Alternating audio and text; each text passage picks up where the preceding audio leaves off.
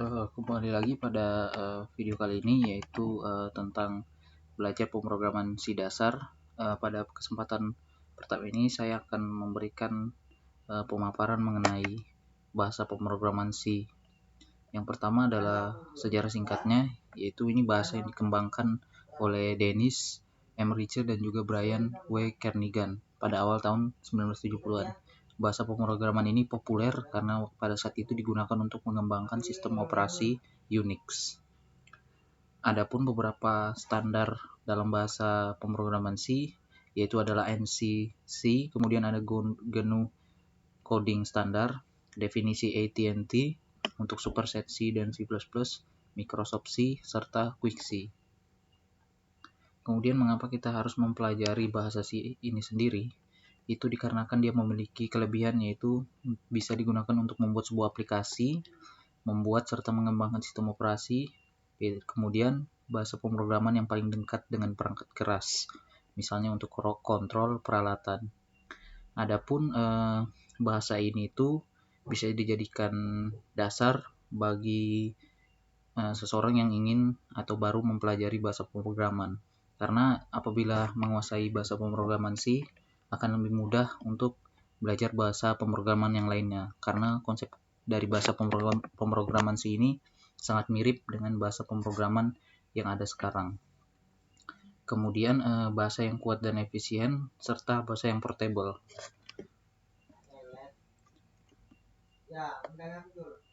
Kemudian selama pembelajaran nanti kita akan menggunakan sebuah IDE atau Integrated Development Environment atau biasa disebut IDE. Kenapa kita harus menggunakan IDE? Misalnya dalam hal ini kita menggunakan CodeBlocks karena nanti akan mempermudah dalam penulisan kode, melakukan formatting kode, tersedia juga compiler, dan lebih mudah dalam melakukan running terhadap program. Itu saja. Kemudian namun bagi teman-teman yang tidak bisa menginstal IDE atau belum mau menggunakan IDE, bisa langsung menggunakan beberapa referensi compiler online yang tersedia pada slide ini. Di situ ada 4 link, mungkin bisa dicoba. Namun saya menyarankan menggunakan IDE karena akan lebih mudah saja gitu untuk mempelajarinya nanti. Kemudian kita coba dulu menuliskan kode pertama dari bahasa pemrograman C ini sendiri, seperti yang ada di layar. Mari kita coba. Di sini sudah terlihat bahwa sudah terinstall CodeBlocks. Berikut tampilannya. Kita coba membuka sebuah projectnya dari awal.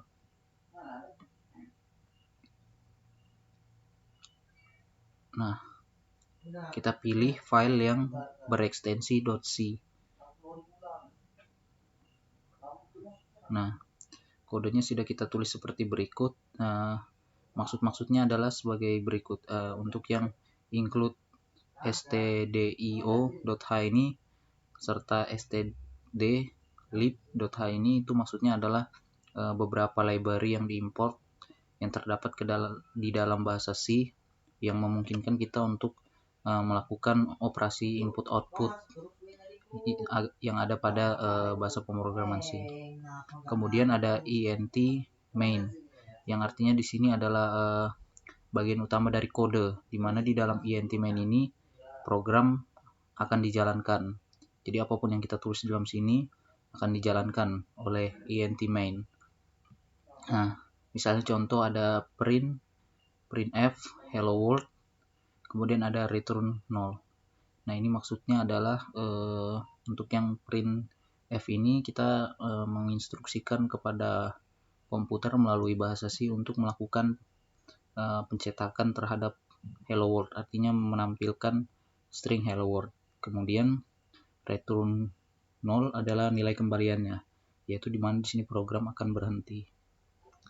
Dan yang paling penting dan perlu diingat adalah setiap instruksi dan deklarasi diakhiri tanda titik koma sebagai berikut jika dalam bahasa pemrograman C. Nah, kemudian kita coba jalankan. Nah, Hasilnya adalah sebagai berikut.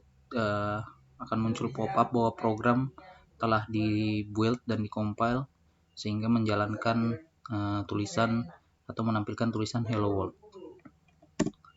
Kemudian kita juga bisa menuliskan ke dalam bentuk void,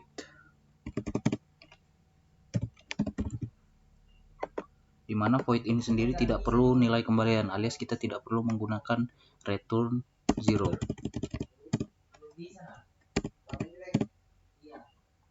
Kemudian kita jalankan lagi, hasilnya akan sama. Nah, itu dia tadi demo sedikit mengenai bahasa pemrograman C. Sekian, terima kasih, sampai berjumpa di video berikutnya.